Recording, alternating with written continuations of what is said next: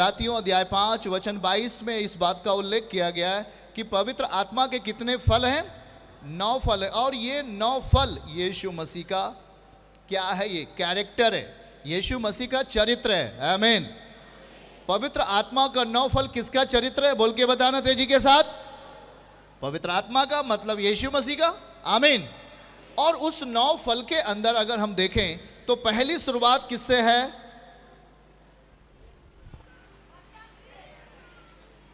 हाँ, पहली शुरुआत प्रेम से है। आमीन। कितने फल होते हैं पवित्र आत्मा के? 9 फल। हाथ उठा के बोलना, कितने फल होते हैं भाई?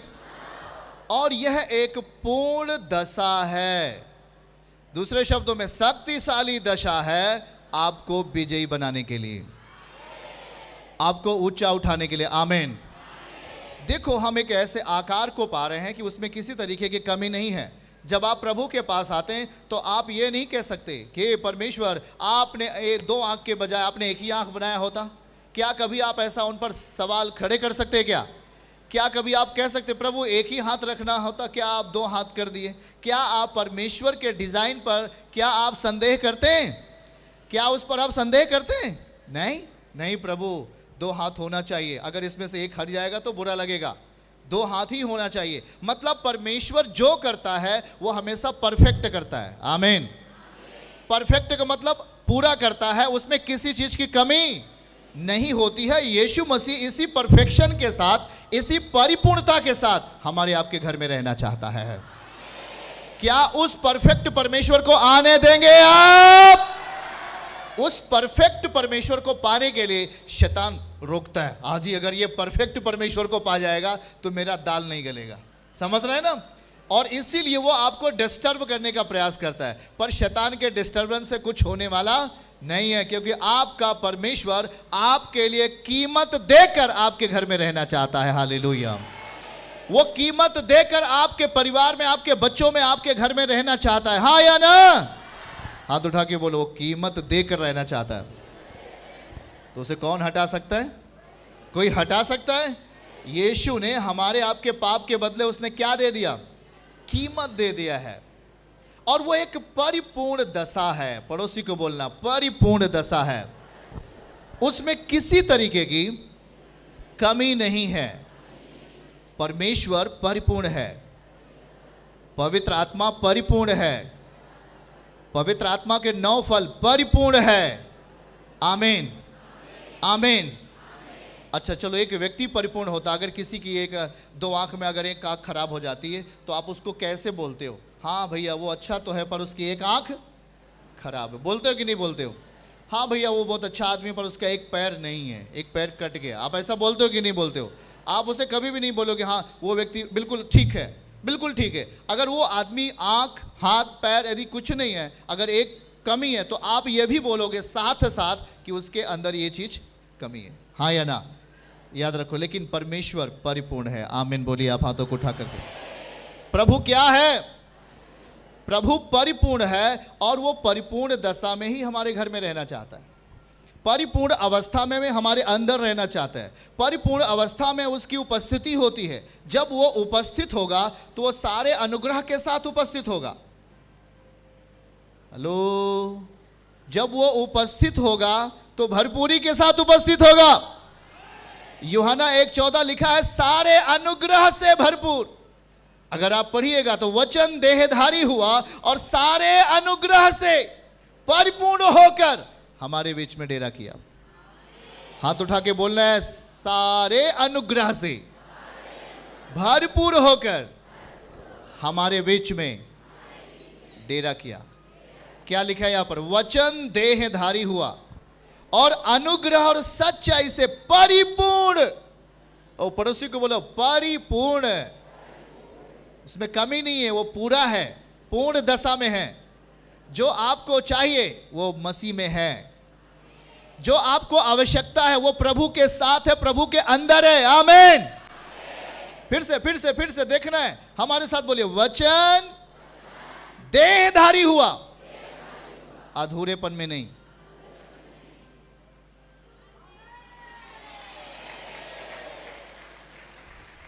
आज जब कोई बच्चा पैदा होता है तो बोल के अजी क्या हुआ, बच्चा पैदा हुआ उसका एक हाथ नहीं है, अधूरा है ना। बच्चा पैदा हुआ एक आंख नहीं है, अधूरा है ना। क्या परमेश्वर आपका अधूरा है? कहता क्या कि वो मैं आपके जीवन में आना चाहता है, वो हमारे घर में आना चाहता है, वो हमारे परिवार में आना चाहता है, पर वो किस दशा में आना चाहता है? वचन देहधारी। वचन क्या धारण कर लिया?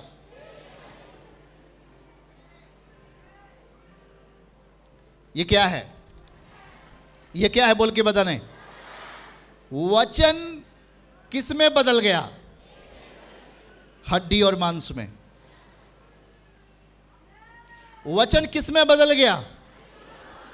सोचो, ये परमेश्वर का अनुग्रह। वही लिखा है यहां पर, वचन देहधारी हुआ, मतलब वचन ने शरीर को पहन लिया।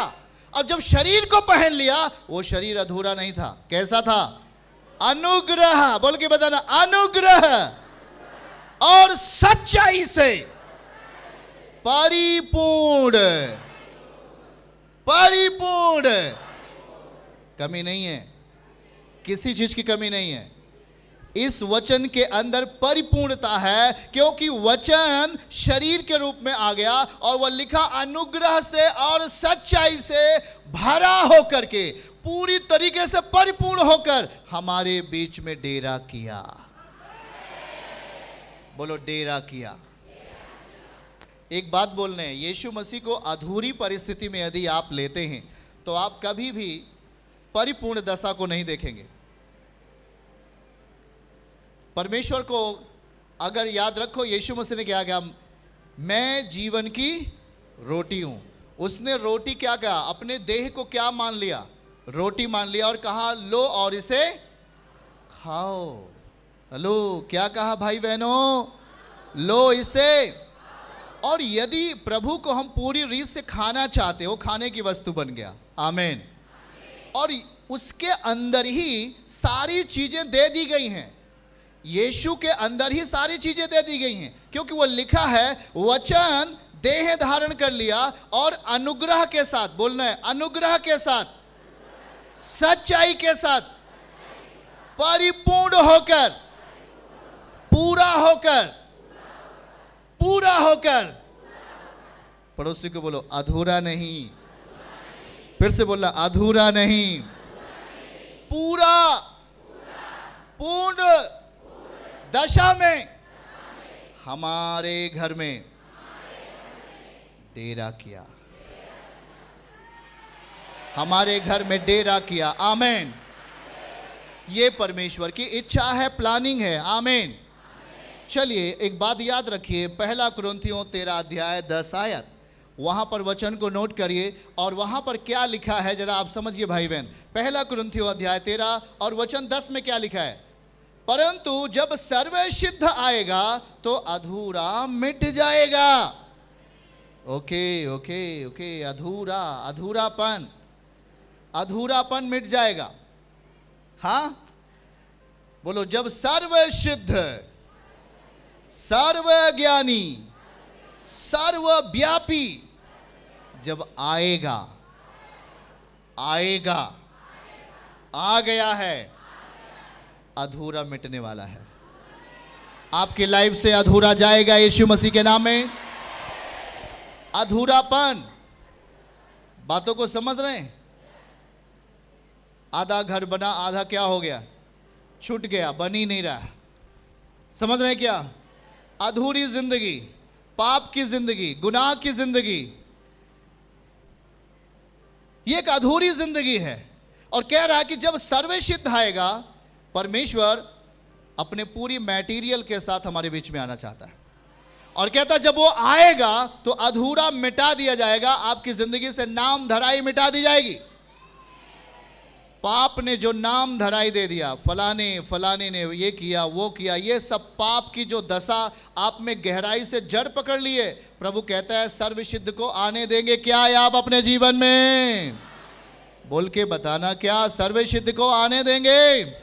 लिखा क्या है? फिर से हमारे साथ पढ़िए, बोलिए, परंतु जब सर्वसिद्ध आएगा, जो सब कुछ सिद्ध कर सकता है, जो सब कुछ पूरा कर सकता है, वो आएगा। आ गया है, वचन में है, हमारा अधूरापन मिट जाएगा। रिसीव करो, जो भी अधूरापन है शैतान लाया मिटा देगा परमेश्वर उसे। अधूरापन जो भी है वो मिटेगा, पक्का है, याद रखो। आपकी लाइफ में जो भी पाप आने के कारण अधूरापन हो गया, सब कुछ अधूरा में है, कुछ भी पूर्ण दशा में नहीं है। और जो चीज अधूरे में होता है वो शोभायमान नहीं होता। सही है कि नहीं? हाँ सही है कि नहीं?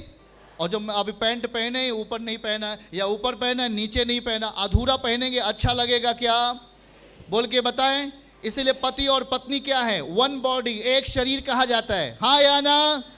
तो याद रखना है कि प्रभु हमारे आपके जीवन से अधूरापन, जो शर्मिंदगी का प्रतीक है, अधूरापन लज्जा का प्रतीक है। लज्जा है अगर उसके अंदर, अधूरा, शैतान लज्जा ला दिया उसके फैमिली में, उसके रिश्तों में, उसके पढ़ाई में, उसके तमाम कामों में। जब वो लज्जा लेके आता है वो अधूरेपन की स्थिति पैदा करता है, और वो नहीं चाहता कि आप परिपूर्ण दशा में जियो। और याद रखो कि प्रभु चाहता है कि मैं आप में परिपूर्ण दशा में रहूं, और इसीलिए वो वचन के साथ आ गया। और लिखा है कि वचन शरीर बन गया, वचन बॉडी बन गया। और लिखा है कि वचन जब बॉडी बना है तो वो अनुग्रह से भरा हुआ था, सच्चाई से भरा हुआ था, और हमारे बीच में डेरा करना चाहता है। चर्च की सभी प्रार्थनाओं को और परमेश्वर के दास के द्वारा टीचिंग सुनने के लिए और अपडेट्स को जानने के लिए हमारे इस चैनल को सब्सक्राइब करें और साथ में बेल आइकन को दबाएं, ताकि जब भी लाइव प्रार्थना हो तो सबसे पहले आप देख सकें।